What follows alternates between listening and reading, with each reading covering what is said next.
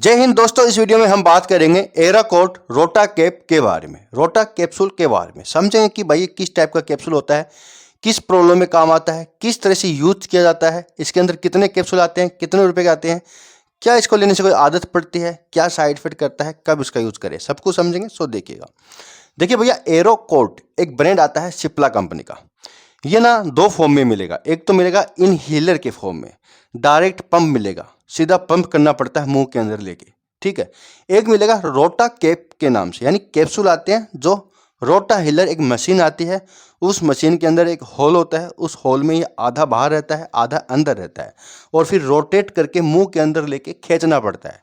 यानी एक रोटा हीलर की जरूरत पड़ती है जो इस कैप्सूल को तोड़ के इसके अंदर जो पाउडर है वो मुंह के अंदर सांस से लिया जाता है। पानी के साथ नहीं लेना है, सांस के द्वारा खींचना पड़ता है, तो उसको कहते हैं रोटा हीलर। रोटा हीलर यानी इसके अंदर एक डब्बी मिलेगी जिसके अंदर 60 कैप्सूल आते हैं। 125 रुपये 130 रुपये के आसपास मिलते हैं।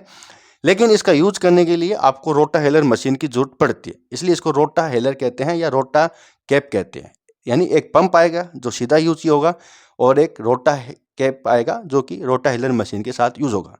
ये डॉक्टर की सलाह से लिया जाता है। कभी भी लाइफ में सेल्फ यूज नहीं करना है। ये बड़े लोगों में भी चलता है और बच्चों के अंदर भी चल सकता है, लेकिन कम चलता है। बड़े लोगों में, बुजुर्ग व्यक्ति में ज़्यादा चलता है। तो इसके बारे में समझेंगे। काफ़ी लोगों के ये यूज में आता है और हमेशा डॉक्टर की सलाह से ही लिया जाता है, तो सेल्फ यूज नहीं करना है। देखिए भैया, सिप्ला कंपनी का जाने माना ब्रांड है, काफ़ी चलता है, सस्ता ही आता है। 60 कैप्सूल करीब करीब 120-125 रुपये के आसपास मिल जाते हैं। इसके अंदर ना दो दवाओं का कॉम्बिनेशन आता है। पहला आता है लीवोसल्बुटामोल, दूसरा आता है बेक्लोमेथासोन।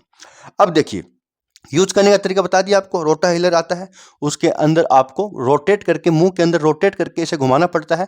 कैप्सूल टूट जाता है और वो पाउडर निकल जाता है, और आपको सांस के साथ इनहील करना पड़ता है, अंदर खींचना पड़ता है। बस इतना ही प्रोसेस है। फिर आप 5 से 10 मिनट बाद कुल्ला कर सकते हैं, गरारे कर सकते हैं पानी के बाद, ठीक है। इस तरीके से यूज होता है।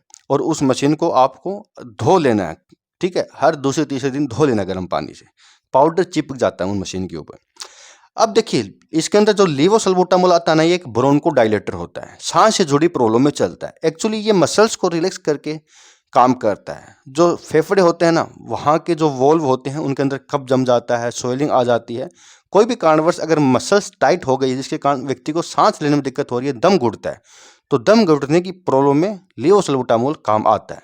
तो जैसे कि अस्थमा होना, सीओपीडी की प्रॉब्लम होना, क्रोनिक ऑब्स्ट्रक्टिव पुल्मोनरी डिजीज, सीओपीडी, तो एक लंग्स से जुड़ी प्रॉब्लम होती है। अस्थमा भी एक सांस से जुड़ी प्रॉब्लम होती है, या दमा की प्रॉब्लम, या अस्थमेटिक एलर्जी। सांस नहीं आता, दम घुटता है, खींच के लेना पड़ता है, तो इसलिए होता है। सांस नली में कब जम जाता है, वहाँ की जो चौड़ाई होती है वो कम हो जाती है, तो वहाँ के सांस नली को चौड़ा कर देता है ब्रोंको डायलेटर, जो भी सोल्ट होता है। इसके अंदर लियोसल्बुटामोल है, अच्छा सोल्ट है।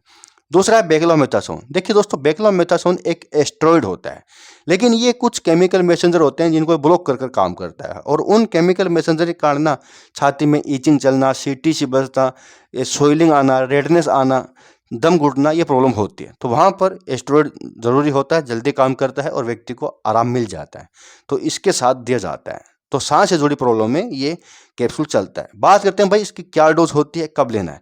देखिए, इसकी कोई डोज फिक्स नहीं होती है। अगर आपको दिक्कत है तो डॉक्टर आपको देंगे, आपको यूज करने के लिए कहेंगे। जैसे कि अभी आपने यूज कर लिया, उसके बाद 3 से 4 घंटे बाद अगर आपको वापस टाइटनेस महसूस हो रही है, छाती में कफ सा जम रहा है, सीटी सी बज रही है, तो आप वापस इसका यूज कर सकते हैं। यानी दिन में 2 से 3 बार, 3 से 4 बार यूज कर सकते हैं। कभी भी आपको लगे कि सांस नहीं आ रहा है, दिक्कत हो रही है, उसी टाइम यूज कर लीजिएगा, कोई इसमें सावधानी की जरूरत नहीं है।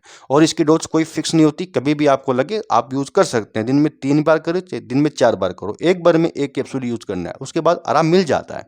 4-5 घंटे बाद बुजुर्ग व्यक्ति होते हैं ना, वहाँ ज़्यादा चलता है, उनको बार बार ये दिक्कत होती है, ठीक है।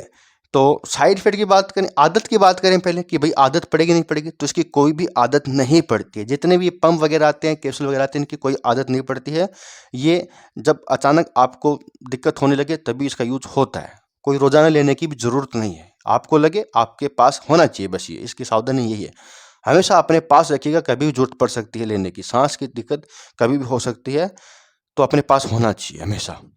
और कोई आदत नहीं पड़ती है। साइड इफेक्ट भी यही होते हैं कि भाई लेने के बाद हो सकता है कि जलन होने लगे गले में, छींक आने लगे, कफ बन जाए, ठीक है, इन्फेक्शन हो जाए गले का, खांसी आने लगे, इस तरह के थोड़े बहुत साइड इफेक्ट होते हैं, बहुत कम चांस में ये होते हैं।